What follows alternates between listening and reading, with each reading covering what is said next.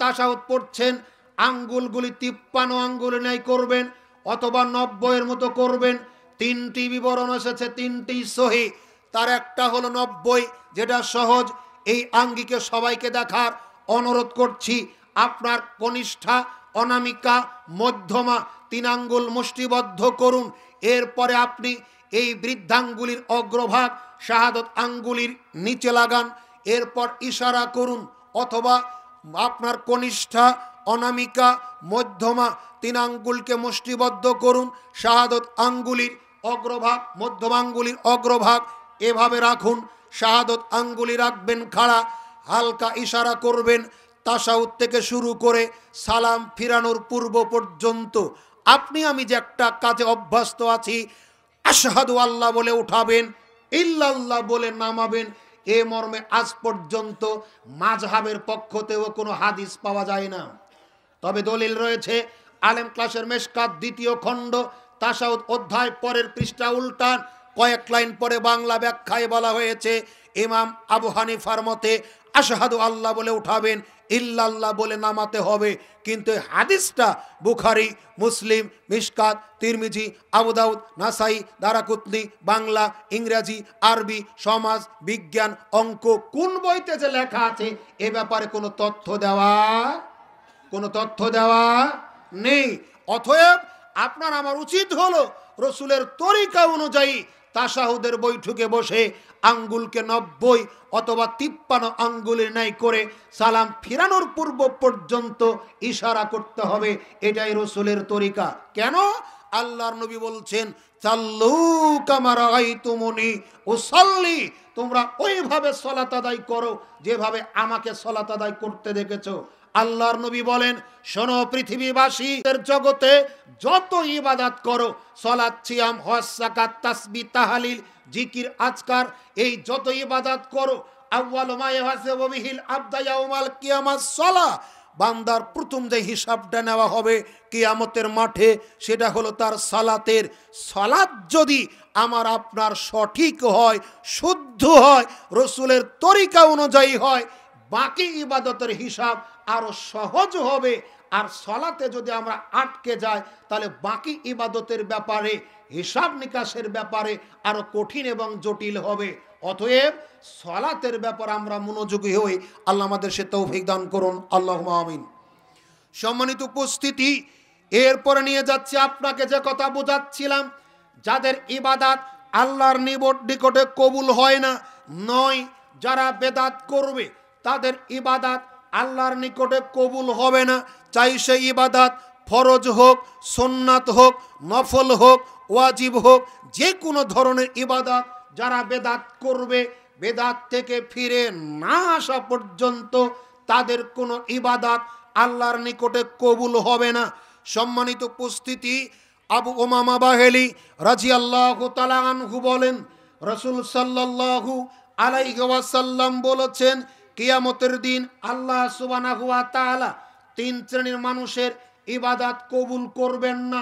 তাদের ইবাদত আল্লাহর নিকটে কবুল হবে না। 1, পিতামাতার অবাধ্যতা চলে যারা, ওয়াল আকু, পিতামাতার অবাধ্য যারা চলে তাদের ইবাদত আল্লাহর নিকটে কবুল হবে না।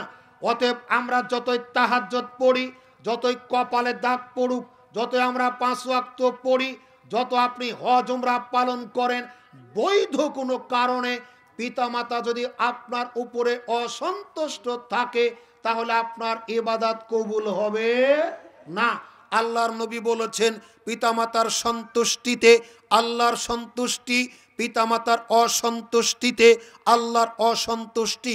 আল্লাহর নবী অন্য হাদিসে বলেছেন, আল জান্নাতু তাহতাল আকদামিল উম্মাহা, মায়ের পায়ের নিচে সন্তানের জান্নাত। আল্লাহর নবী আরেকটা হাদিসে বলেন, হুমা জান্নাতুকা ওয়া নারুকা, পিতামাতা তোমার জন্য জান্নাত অথবা জাহান্নাম। ইচ্ছা করলে তুমি এটা ঠিক রাখো, ইচ্ছা করলে তুমি এটা নষ্ট করো।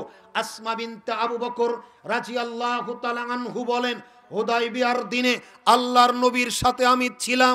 আমার মা মক্কা থেকে মদিনায় আমার নিকটে এসেছিলেন। সে ছিলেন মুশরিকা, আল্লাহকে মানে না, রসুলকে মানে না, কোরআনকে মানে না, হাদিসকে মানে না। আমার নিকটে যখন আসলেন তখন আমি আল্লাহর নবীকে জিজ্ঞাসা করলাম, আল্লাহর নবী, এই তো আমার মা ইসলাম মানে না, কোরআন হাদিস মানে না, আল্লাহ নবী মানে না, অথচ আমার মা, আমি কি তার সাথে ভালো ব্যবহার করব? আল্লাহর নবী বললেন, হ্যাঁ, তুমি তার সাথে ভালো আচরণ করো। আপনার জন্য একটা হাদিসই যথেষ্ট, আপনার জন্য এই একটা হাদিসই যথেষ্ট। আপনার পিতামাতা যদি হিন্দুও হয়, আপনার পিতামাতা যদি ইহুদি খ্রিস্টানও হয়, আপনার পিতামাতা যদি অমুসলিমও হয়, তাহলে তাদের সাথে ভালো আচরণ করতে আল্লাহর নবী বলেছেন। তবে পাপের কোনো কাজে তাদের হুকুম মানা যাবে না। আপনি বিশ্বাস করুন, অনেক ভাইদেরকে দেখা যায় জমি জায়গা লিখে নিয়ে পিতামাতাকে ভাত দেন না। আপনার পিতামাতা আপনাকে বহু কষ্ট করে মানুষ করেছেন, লেখাপড়া শিখিয়েছেন, আজকে ভালো একটা চাকুরি করেন, আপনি ঢাকা শহরে বসবাস করেন, বাপ মায়ের খোঁজ খবর নেন না।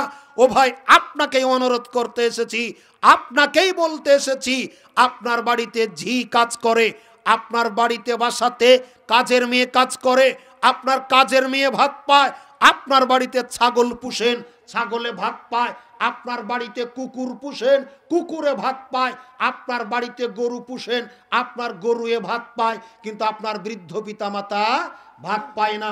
আপনাকে বলছিলাম, আপনি যে ভাত কুকুর ছাগলকে খাওয়ান, আপনি যে ভাতটা হাঁস মুরগিকে খাওয়ান, আপনি যে পচা ভাতটা ড্রেনে নর্দমায় ফেলে দেন, আপনি অন্তত এই ভাতটাও যদি হয় আপনার বৃদ্ধ পিতামাতার মুখে তুলে দিন, আপনার জন্য দোয়া করবে, আপনার জন্য জান্নাতে যাওয়া সহজ হবে।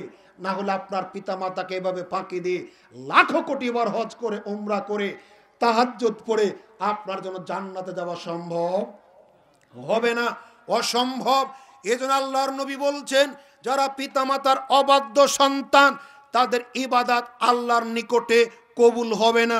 2, ওয়াল মান্নানু, দান করে যারা খোঁটা দেয়, এদের ইবাদত আল্লাহর নিকটে কবুল হবে না। আপনি দান করেন, পাশাপাশি খোঁটা দেন, আপনার কোনো ইবাদত আল্লাহর নিকটে কবুল হবে না। 3, তাকদীরকে যারা অস্বীকার করে, ভাগ্যকে যারা অস্বীকার করে, আল্লাহর নবী বলেছেন আল্লাহর নিকটে তাদের কোনো ইবাদত কবুল হবে না। বলছিলাম 10, 11, 12 এই 3 শ্রেণীর মানুষ সম্পর্কে আল্লাহর নবী এক হাদিসেই বলেছেন। 10 নম্বর হলো ওই ব্যক্তি যে পিতামাতার অবাধ্য। 11 নম্বর হলো ওই ব্যক্তি যেই ব্যক্তি দান করে খোঁটা দেয়। 12 নম্বর ব্যক্তি হলো ওই ব্যক্তি যে ব্যক্তি সম্পর্কে আল্লাহর নবী বলেছেন তাকদীরকে অস্বীকার করে, ভাগ্যকে যারা অস্বীকার করে, তাদের ইবাদত আল্লাহর নিকটে কবুল হবে না। সম্মানিত উপস্থিতি, আলী রাদিয়াল্লাহু তাআলা আনহু বলেন, রাসূল সাল্লাল্লাহু আলাইহি ওয়াসাল্লাম বলেছেন 13 এবং 14 নম্বর ব্যক্তি যাদের ইবাদত আল্লাহর নিকটে কবুল হয় না। এ মর্মে তিনি বলছেন, মানে দাগেলা গায়রা আবিহি আও তাওয়াল্লা গায়রা মাওয়ালিহি ফাআলাইহি লানাতুল্লাহি ওয়াল মালাইকাতি ওয়ান নাস আজমাইন লা ইয়াকবালু মিনহু সারফুন ওয়ালা আদলুন। আল্লাহর নবী বলেছেন 13 এবং 14, 13 নম্বর ব্যক্তি ওই ব্যক্তি, ওই হতভাগা যার ইবাদত আল্লাহর নিকটে কবুল হয় না। ওই পলাতক দাস, ওই পলাতক দাসী, ওই পলাতক চাকর যে তার মনিবের কাছ থেকে পালিয়ে গেছে, ফিরে না আসা পর্যন্ত আল্লাহর নিকটে তার ইবাদত কবুল হয় না।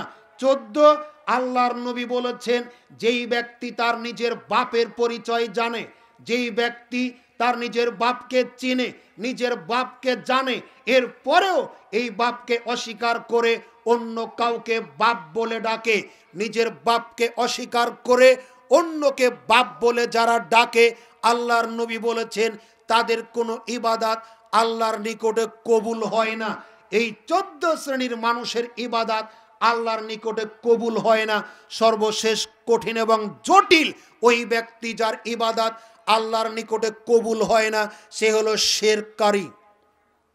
সবচাইতে কঠিন এবং জটিল, যারা আল্লাহর সাথে শিরক করবে তাদের কোনো ইবাদত আল্লাহর নিকটে কবুল হবে না। মহান আল্লাহ বলেন, ইন্না শিরকা লা যুলমুন আযীম, নিশ্চয় সবচেয়ে বড় পাপ, সবচেয়ে বড় অত্যাচার, সবচেয়ে বড় জুলুম হলো শিরকের পাপ। মহান আল্লাহ বলেন, ইন্নাহু মাইয়াশরিক বিল্লাহ ফাকাদ হারামাল্লাহু আলাইহিল জান্নাহ ওয়া মাওয়াহুন নার ওয়া মা লিয-যালিমিনা মিন আনসার। সূরা মায়েদা 72 নম্বর আয়াতের শেষাংশ মহান আল্লাহ বলেন, নিশ্চয় যে বা যাহারা আল্লাহর সাথে শরীক করে, অংশীদারিত্ব স্থাপন করে, আল্লাহ পাক বলছেন হারামাল্লাহু আলাইহিল জান্নাহ, আমি আল্লাহ তার জন্য জান্নাতকে হারাম করে দিই।